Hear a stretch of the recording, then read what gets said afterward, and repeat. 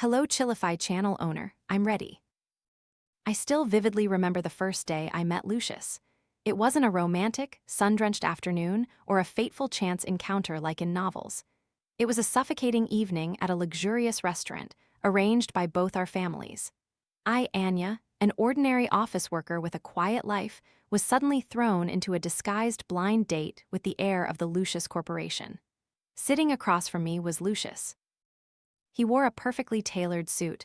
Every feature on his face seemed carved from stone, cold and sharp. His eyes were deep, but devoid of any warmth. He didn't look at me. His gaze merely swept over me indifferently before settling on some distant point outside the window. Throughout the entire evening, he only spoke 3 sentences. "Hello, Miss Order What You Like. I have to leave early." I wasn't much better. I just bowed my head, stirring my glass of lemonade listlessly, feeling like an item on display. For my family, this marriage was a golden opportunity to save our small, struggling company from bankruptcy. As for his family, I guess they just needed a daughter-in-law with a clean background, a somewhat suitable family status, and most importantly, one who was obedient and wouldn't cause trouble. We, the 2 main characters, were the ones with no say. Anya, what do you think of Lucius? Handsome, talented, the type of man many girls dream of. My mother said on the way home, her voice full of hope. I only smiled faintly. That type of man might be someone else's dream, but not mine. I didn't need a husband like a wax statue, a marriage without love. But what else could I do? Seeing my father's tired eyes and his increasingly gray hair, I couldn't bring myself to refuse. I knew my sacrifice at this moment was the only thing that could help my family. The wedding took place quickly, a month later. It was the most lavish wedding in the city, consuming countless pages in the media. I was the bride in a gown as splendid as a princess, but my smile was stiff and empty. The groom was him, still with that cold expression. He politely took my hand, placed the ring on my finger, but his eyes never truly met mine. We performed a perfect play for the whole world to see. On our wedding night, he and I were in the vast mansion that would later be our home.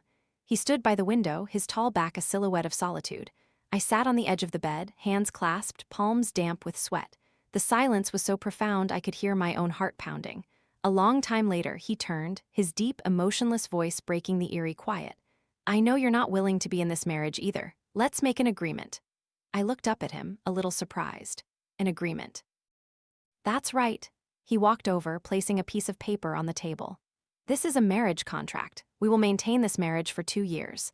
During these 2 years in front of outsiders, we are husband and wife. You will have everything a Mrs. Lucius should have, money, status, and I will help your family's company. In return, you are not to interfere with my private life, and I will do the same. After 2 years, we will divorce peacefully." I picked up the contract and read the terms clear, precise, and as cold as he was. There was no room for emotion, no loopholes for romance. My heart suddenly ached with an indescribable feeling. Even though I knew this was an arranged marriage, facing the harsh truth written in black and white on paper, I couldn't help but feel a pang of bitterness. "I agree," I said, my voice unexpectedly calm. I took the pen and signed my name on the contract. Anya. 2 neat characters that looked utterly foreign and out of place next to the name Lucius. He took the contract, nodding in satisfaction. "Good. From now on, you'll be in this room, and I'll be in the one next door. If you need anything, call the housekeeper. Don't disturb me unless it's necessary." With that, he turned and left without a moment's hesitation.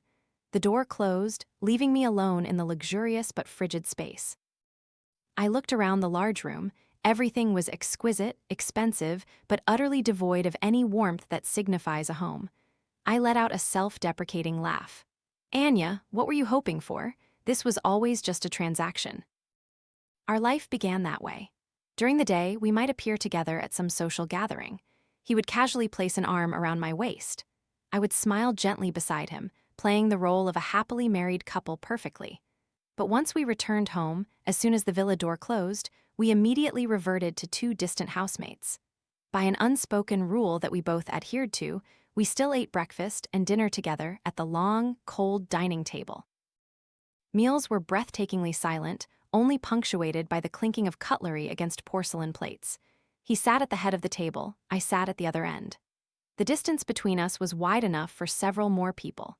We shared the living room space, occasionally passing each other in the hallway, but our gazes never truly met. He had his world in the study, I had my life in my room. The only privacy thoroughly respected was our two separate bedrooms. He was a perfect contract husband. He provided me with a comfortable material life, keeping his promise to help my father's company overcome its difficulties. He never made things difficult for me, nor did he ever inquire about what I did. His indifference was both a liberation and an invisible wall separating us. Sometimes, watching his tall figure working silently in the study late into the night, I wondered, what is his true self like? What made a young man like him appear so cold and distant? But then I reminded myself that it wasn't my concern. We were merely partners in a 2-year contract. When it ended, we would go our separate ways. But a human heart isn't a machine. Living under the same roof, day after day, could we truly maintain that initial composure and rationality forever? I didn't know. I only knew that the wheel of destiny had begun to turn, and I was caught in it with no way out. In the beginning, living in the Lucius family home, I felt like I was in a golden cage. I had everything material comforts, servants, but lacked the most important thing, the warmth of a family. Our shared meals continued regularly, but the atmosphere remained as cold as ice. Lucius and I were like two poles of a magnet, forced into the same space, but always repelling each other with an invisible force. He was still as reserved as ever, and I didn't bother to search for conversation topics. We remained silent, letting time pass, counting down to the expiration date of the contract. The first, albeit small, change came on a rainy day. I returned from work, unfortunately caught in the downpour, soaking wet and freezing. That evening, I developed a fever. My head was spinning, my body burning. I could only curl up in bed, too exhausted to move. I thought I would just lie there until morning since no one would care anyway. This villa was too large and my existence too insignificant, but I was wrong. In the middle of the night, as I drifted in and out of consciousness with the fever, my room door softly opened. I squinted through the dim nightlight and saw a tall figure enter. It was Lucius. He wore gray pajamas, his hair slightly disheveled, and his face no longer held the sharp coldness of the day, but a hint of worry. He walked to the bed and placed a hand on my forehead. His hand was cool, which brought me a little relief. "Such a high fever," he murmured, his voice deep and slightly hoarse in the dark. I was too tired to be surprised or react. I vaguely felt him leave and return quickly. Then he helped me sit up, gave me some pills and a glass of warm water. "Drink these and sleep." I obediently followed his instructions like a robot. After I took the medicine, he carefully laid me back down and tucked me in. Before leaving, he even lowered the air conditioning temperature and placed a cool cloth on my forehead. Throughout the entire process, he didn't say another word. His movements were a little stiff but incredibly careful. The next morning, I woke up to find my fever had broken, and I felt much better. Beside the bed was a glass of warm water and a single pill already popped out of its blister pack. I sat there for a long time, lost in thought, the image of him from last night still lingering in my mind. It was the first time in over 2 months of marriage that I felt a fleeting sense of concern for my contract husband. I told myself that perhaps he only did it out of responsibility, not wanting outsiders to gossip that Mrs. Lucius was ill and uncared for. I tried to convince myself of this, but deep down, a ripple of emotion stirred. From that day on, the icy wall between us seemed to develop a small crack. Our dinners were no longer completely silent. Occasionally, he would ask me a few casual questions. "How was work today? Do you like this dish?" Short, simple questions, but enough to break the suffocating silence. I also started to pay more attention to him. I discovered he didn't like onions, hated the bitter taste of bitter gourd, and always drank a cup of black coffee without sugar every morning.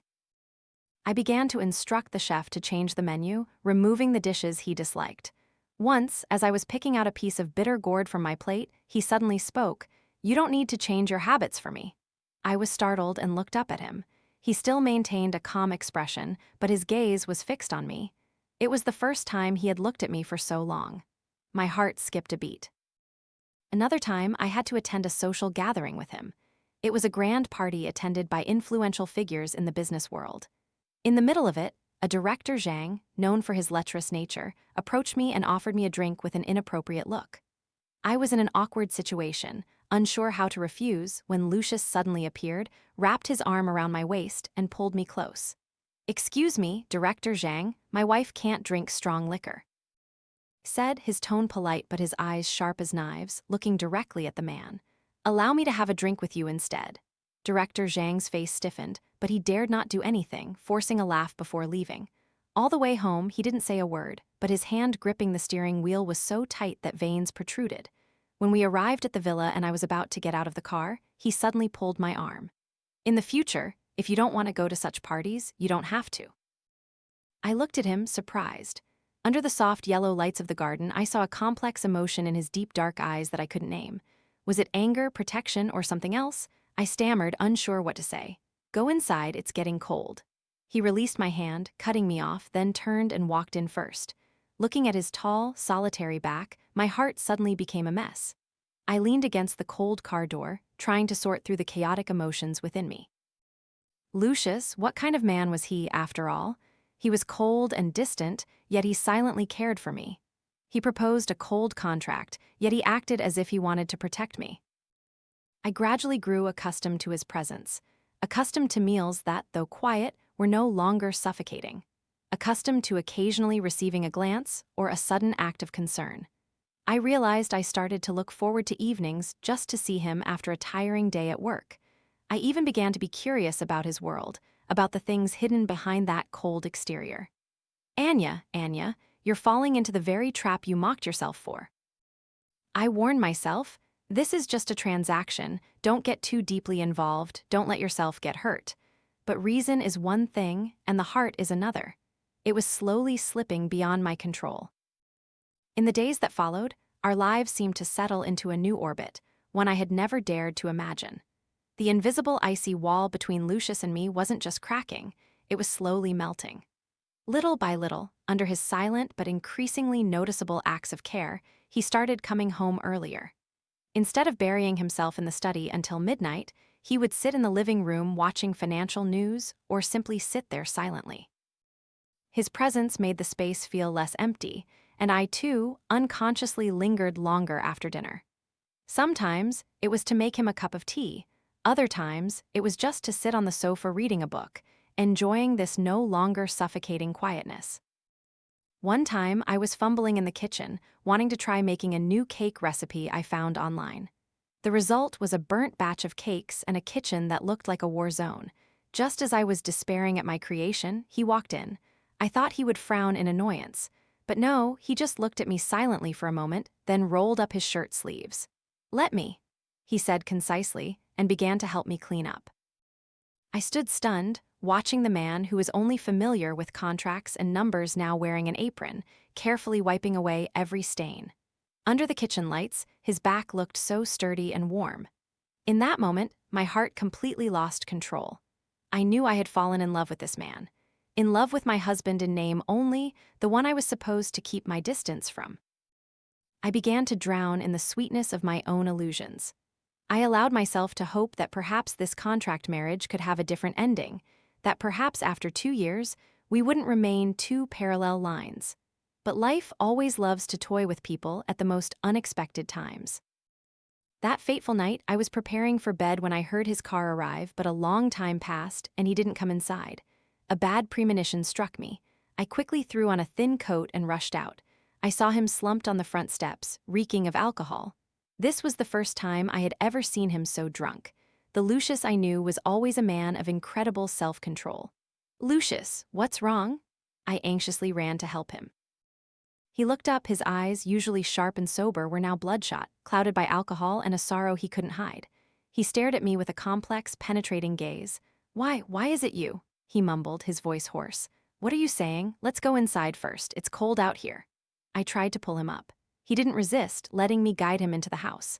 His body was heavy, almost his entire weight resting on me. With great difficulty, I managed to get him to his bedroom. I had only entered this room once or twice before to get things for him. It was just like him, minimalist, tidy, and cold. I sat him down on the bed, intending to get him a warm towel, when he suddenly grabbed my hand with such force that I lost my balance and fell into his arms. "Don't go," he whispered in my ear. His hot breath on my neck made me shiver. "Stay with me, just for a while." In his embrace, I could feel his trembling and ultimate loneliness. This man, who always appeared strong and untouchable, was now as vulnerable as a child. Compassion and love surged within me, overwhelming my rationality. I couldn't bear to push him away. Anya, this time he called me by my correct name, his voice a little clearer but still full of agony. Why are you so kind to me? I don't deserve it. He buried his face in the crook of my neck, his arms tightening around me as if afraid I would disappear. I could feel dampness on my shoulder. He was crying. Lucius was crying. This image completely broke down the last defensive wall in my heart. I wrapped my arms around his broad back, gently patting him. It's okay, I'm here. We just held each other in silence. I didn't know what he had gone through, but I knew he needed me at that moment. The alcohol, his vulnerability, and the burning love in my heart became a powerful catalyst. He looked up, his deep eyes staring straight into mine. The distance between us was so close I could see my reflection in his eyes, and then he leaned down and kissed me. The kiss was a little clumsy at first, carrying the bitter taste of wine and the saltiness of tears, but then it became deep and intense. It was unlike any polite kisses before. It held all the pent-up repression, pain, and a hint of longing he had tried to hide. I didn't resist. In that moment, I forgot the contract, forgot the 2-year limit. I only knew that I loved this man and I wanted to be with him. Everything after that happened naturally. Our clothes fell to the floor, our skin touching, burning. He was gentler than I imagined. Every movement carried a sense of reverence. That night, for the first time, our 2 separate bedrooms lost their meaning. We truly became husband and wife, not just in name, but physically and with a part of our souls intertwining. The next morning, as the first rays of sunlight filtered through the blinds, I woke up in his arms. He was still sleeping, his long lashes closed, his face no longer showing the pain of last night but an unusual peacefulness. I gently touched his angular face, my heart filled with a mixed bag of emotions, joy, happiness, but also worry and unease. What did last night mean to him? How would he face me when he woke up? Would he regret it? Would he think I took advantage of his drunkenness to get into his bed? 1,000 questions spun in my head. Just then, he stirred slightly and slowly opened his eyes. Our gazes met. The peacefulness on his face vanished, replaced by bewilderment, complexity, and something I couldn't decipher. The atmosphere became extremely awkward. Where would our marriage go after this night? The silence in the bedroom was so suffocating I could hear my heart shattering. Lucius's complex gaze, after waking up, was like a cold bucket of water poured directly onto the happiness and hope that had just ignited within me. He didn't say anything, just quietly sat up, hastily gathered his clothes from the floor, and went into the bathroom. The sound of water from the shower was like a wall separating 2 worlds. On one side, his confusion and guilt, on the other, my disappointment and fear. When he came out, he was back to being the usual cold, distant Lucius. He wore a crisp white shirt, his hair still slightly damp, but his eyes had completely hidden all emotions. About last night, he hesitated, his gaze looking elsewhere, not daring to meet mine. I'm sorry I was drunk. A light apology, an all too familiar excuse of being drunk. It felt like a knife piercing my heart. So to him, it was all just a mistake made in drunkenness. His gentleness, his reverence, his whispered pain, all worthless when he was sober. I felt ridiculous, pathetic. I had deluded myself, fantasized on my own. It's fine. I managed to force out a smile, my voice terrifyingly calm. I don't mind. After all, we're husband and wife. This kind of thing is normal. I deliberately emphasized the words, husband and wife, as a defense mechanism to retain a shred of my last dignity. He frowned slightly, looking at me, seeming to want to say something, but in the end, he remained silent. He turned and quickly walked out of the room, leaving me alone with the lingering warmth on the bed. But my heart was cold as ice. After that day, Lucius became strange. He no longer maintained the absolute distance he once did, but he wasn't more intimate either. He started to care for me more openly. He would serve me food at dinner, remind me to put on more layers when it was cold, and personally drive me to work if it was on his way. These actions, if they had happened before, would have made me overjoyed. But now, they only made me feel like a handout, compensation for the mistake of that night. The kinder he was to me, the further apart I felt we were. My love for him was real, but his concern was probably just responsibility and guilt. I lived in days of torment and contradiction like this. Until about a month later, my body began to show strange symptoms. I often felt tired, nauseous in the mornings, and became sensitive to the smell of food. A thought flashed through my mind, making me both scared and filled with a faint glimmer of hope. My period was 2 weeks late. I secretly went to the hospital alone. When I held the test results with a positive outcome, my whole world turned upside down. I was pregnant. I was carrying Lucius's child. This baby was the culmination of that fateful night, the only proof that we had ever been that close. I sat alone on a park bench, my hand unconsciously caressing my belly. What should I do? Tell him the truth? How would he react? Would he be happy? Or would he think I was using the baby to bind him to break the contract? Insecurity and fear enveloped me, but deep in my heart, a seedling of hope emerged. Perhaps this baby would be a bridge, a reason for us to have a new beginning, a real marriage. After several days of internal struggle, I decided to tell him. I chose a weekend evening, personally going down to the kitchen to prepare his favorite dishes. I wanted to create a warm atmosphere to tell him this important news. I placed the ultrasound photo in a small gift box, nervously waiting for him to come home. At 7:00 p.m., his car arrived in the driveway, but he didn't come in alone. Beside him was a woman with long, wavy hair wearing a pristine white dress. Her face was delicate, beautiful like a goddess. She naturally hooked her arm through his, and her smile was radiant like the sun. When they walked into the living room, I froze. That woman, I had seen her photo in an old album on Lucius's bookshelf. Seraphina, his childhood sweetheart, his unforgettable first love. "Lucius, this is Seraphina." She looked at me, her eyes a little curious but maintaining an arrogant demeanor. Lucius seemed to suddenly remember my existence. He was a little flustered, removing Seraphina's hand from his arm. "Ah, Seraphina, let me introduce you. This is Anya, my wife." The words, "my wife," came out hesitantly, unnaturally. But what hurt me most wasn't that, but the way he looked at Seraphina. It was a gentle, doting gaze, full of affection that I had never received. In front of her, the ice sculpture that was Lucius seemed to completely melt. "Hello, Mrs. Lucius?" Seraphina smiled and extended her hand, a polite smile but one that concealed scrutiny. "I've heard so much about you. I just returned to the country. Lucius said he would host a welcome party for me. I didn't expect to intrude on you too." I mechanically shook her hand, my throat tight, unable to speak. The dinner I had painstakingly prepared now had an uninvited guest. Throughout the meal, I felt like an invisible person. Lucius and Seraphina chatted incessantly about old memories, about her years abroad. They had a whole world of their own that I couldn't enter. He served her food, poured her water. These actions were as natural as if he had done them 1,000 times. I sat there watching them, feeling utterly superfluous. The small gift box containing the ultrasound photo in my pocket now felt heavy. My earlier joy and hope were extinguished, not a spark remained. How could I tell him the truth now? What would be the point? To make him think I was using the child to compete with his first love. The dinner ended, and he personally drove Seraphina home. Before leaving, she turned back and looked at me with a knowing smile. When he returned, I had finished cleaning everything, sitting alone in the dark living room. "Why aren't the lights on?" he asked, his voice a little tired. I didn't answer. I stood up and quietly walked to my room.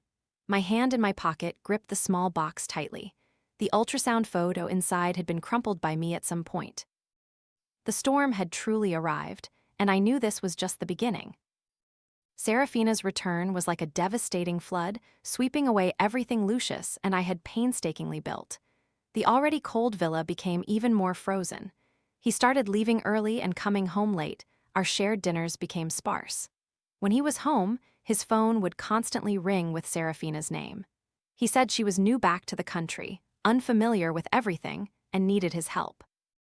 Every explanation he gave sounded reasonable, yet each word was like a needle piercing my bleeding heart. The most terrifying thing wasn't his distance but Seraphina's tactics. In front of Lucius, she always appeared to be an understanding, delicate, and fragile woman. Towards me, she was falsely friendly, constantly calling me sister-in-law, but her eyes couldn't hide her triumph and disdain. "Sister-in-law, please don't be angry with Lucius," she said to me one time when she came over to visit and Lucius had stepped out to answer a call. "He's just worried about me." When I was little, I had asthma, and every time I had an attack, he was always there to take care of me. "He's used to protecting me." She said these words in an innocent tone, as if merely recounting an old memory.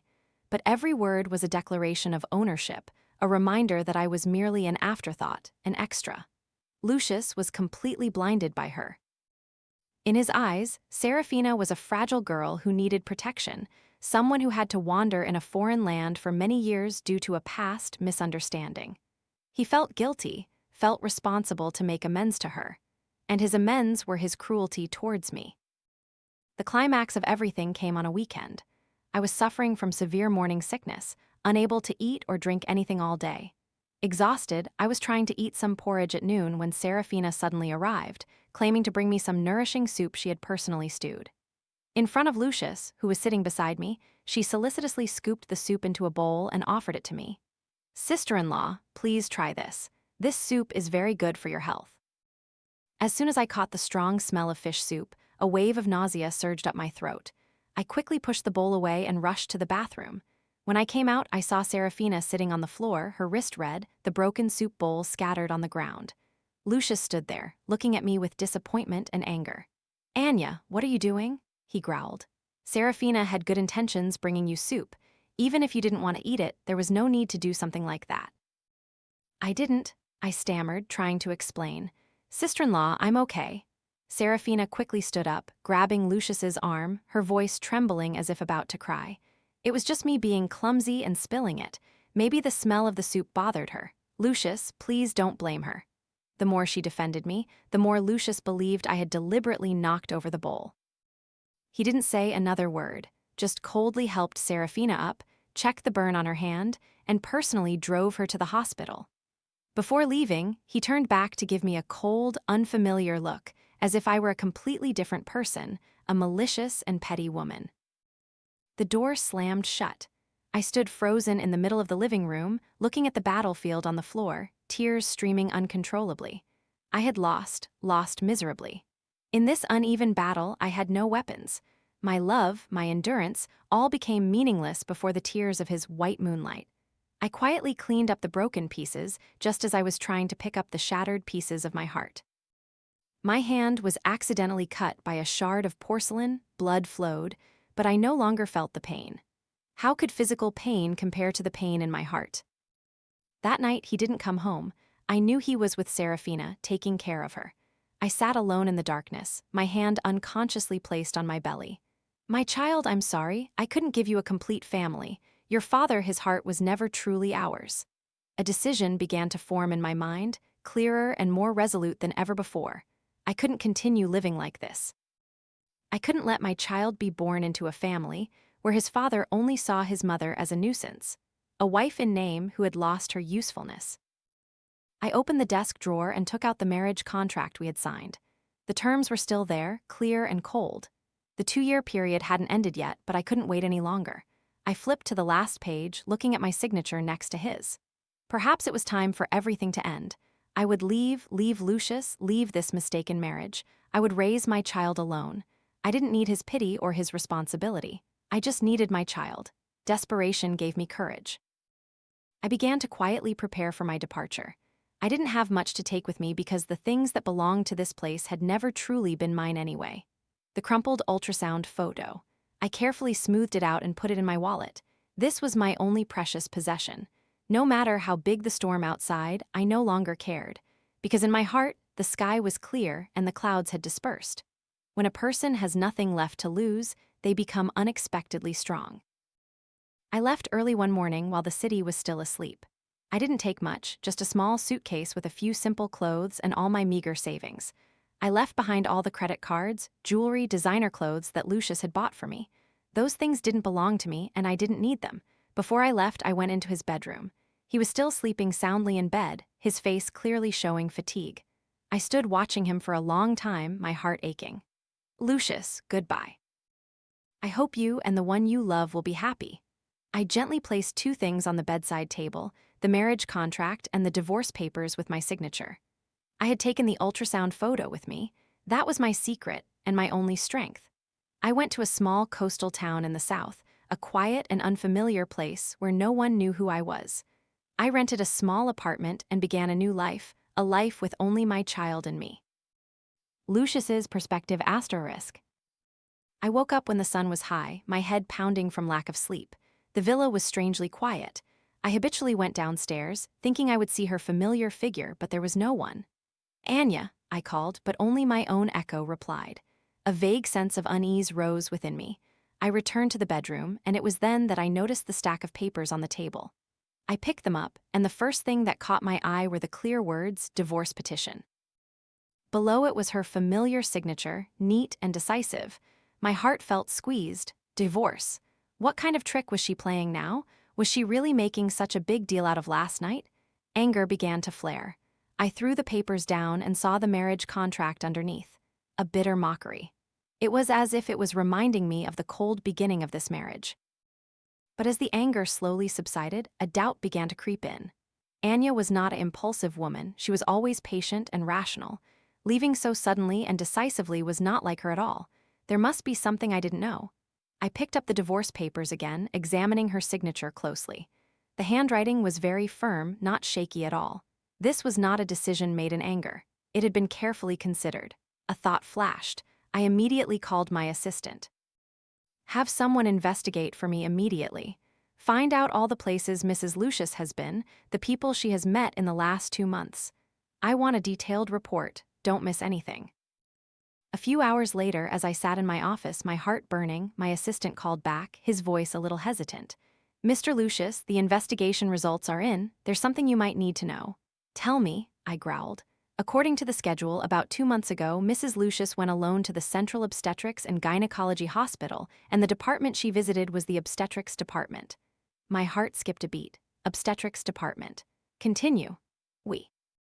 We managed to obtain a copy of Mrs. Lucius's medical examination results from that day. "I've sent it to your email." I trembling opened my email. An attachment appeared, a medical report. I quickly scrolled past the technical terms, and then my eyes froze on the final conclusion. Conclusion: fetal age estimated at 6 weeks. 6 weeks. Almost 2 months ago. My brain seemed to stop functioning. I tried to calculate. That time was exactly the night I got drunk. The night I lost control and a roar erupted in my head. Everything collapsed. She was pregnant.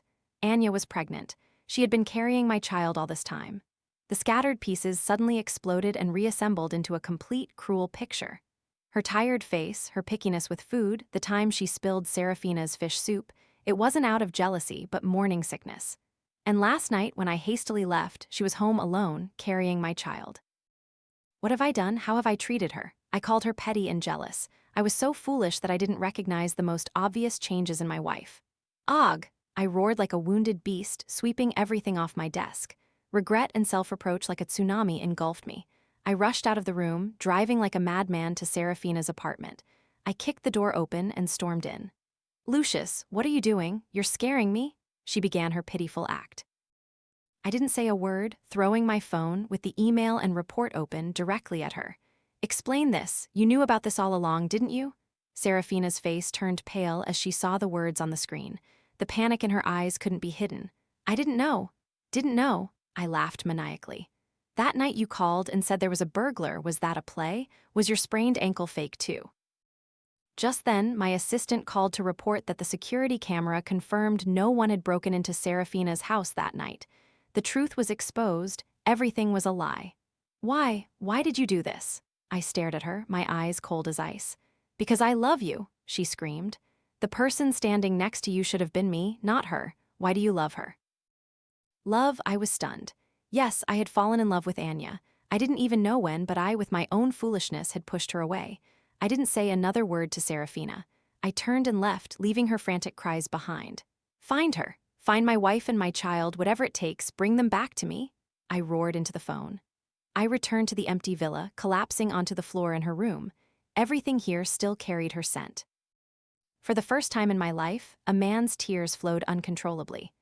"Anya, where are you? I was wrong. I was truly wrong. Please, give me another chance."